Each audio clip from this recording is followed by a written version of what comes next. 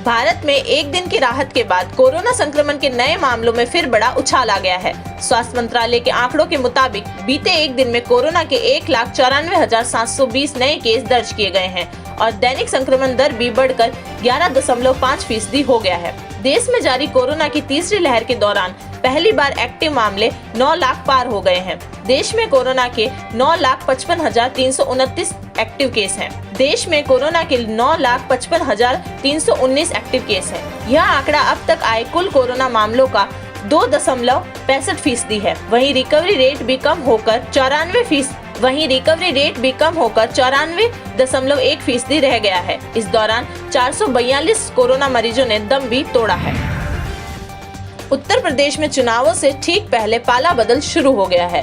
विधायकों से लेकर तमाम नेता एक महीने में पार्टियां बदलने में जुटे हैं, लेकिन मंगलवार को भाजपा के लिए बड़े झटके वाली खबर आई है। योगी सरकार के श्रम मंत्री स्वामी प्रसाद मौर्य ने पद से इस्तीफा दे दिया है।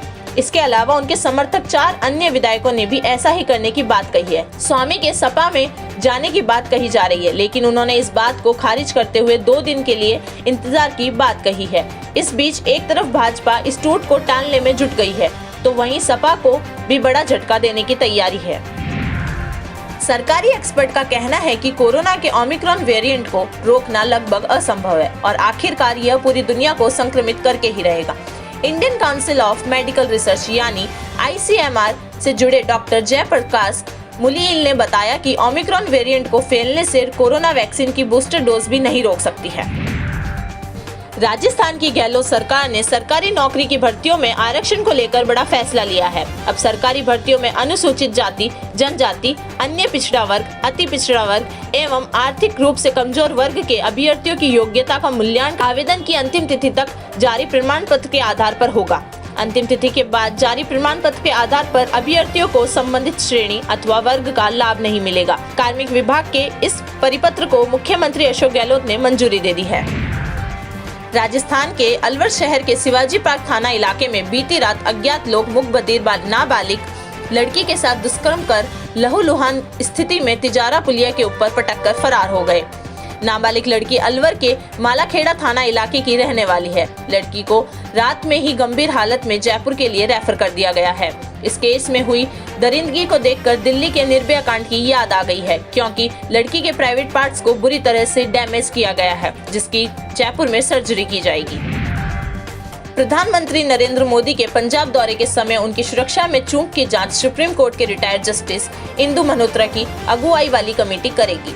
इस कमेटी में NIA की DG, चंडीगढ़ के DG और पंजाब के ADGP को शामिल किया गया है। इस 4 मेंबर वाली कमेटी के अलावा केंद्र और राज्य की बाकी सभी कमेटियों की जांच पर रोक लगा दी गई है।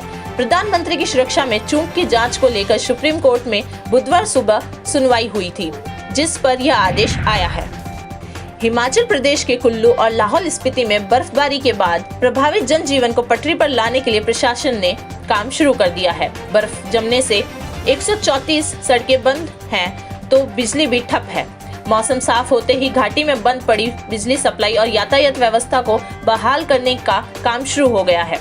लाहौल स्पीति जिला में शून्य से नीचे 15 डिग्री तापमान में भी BRO की मशीनरी और जवान काम में जुटे हैं। कुछ सड़कों पर बहाल किया जा चुका है और कुछ शेष काम जोरों शोरों से चल रहा है।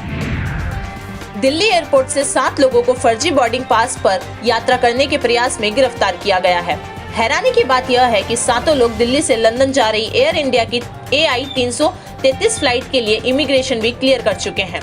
अगर बोर्डिंग गेट पर लास्ट चेक में वो पकड़े नहीं जाते तो वो फ्लाइट में सवार होकर लंदन पहुंच जाते। रीवेरिफिकेशन में पता चला कि पैसेंजर की लिस्ट में इनका नाम ही नहीं था। बॉलीवुड एक्टर विक्की कौशल और कैटरीना कैफ जल्द ही पहली बार पर्दे पर साथ काम करते नजर आएंगे। लंबे वक्त तक रिलेशनशिप में रहने के बाद पिछले दिनों शादी के बंधन में बंध गए इस कपल ने अभी तक किसी भी फिल्म में साथ काम नहीं किया है, लेकिन अब फैंस को जल्द ही इनकी जोड़ी पहली बार पर्दे पर साथ नजर आएगी। बॉलीवुड हंगामा की एक रिपोर्ट के मुताबिक निर्देशक फरहान अख्तर की फिल्म जीले जरा में कैटरीना कैफ का होना तो फाइनल था, लेकिन अब खबर है कि इसमें मेल लीड रोल के लिए विक्की कौशल काम करेंगे। अंडर 19 वर्ल्ड कप में भारतीय टीम ने दूसरे वार्म अप मैच में जीत दर्ज कर ली है। टीम इंडिया ने इस बार ऑस्ट्रेलिया को 9 विकेट से करारी शिकस्त दी है। मैच में भारतीय बल्लेबाजों ने शानदार खेल दिखाया। टॉस भारत के कप्तान यश दुल ने जीता और पहले गेंदबाजी चुनी। ऑस्ट्रेलिया के दोनों सलामी बल्लेबाज सिर्फ 21 रन पर पवेलियन लौट गए।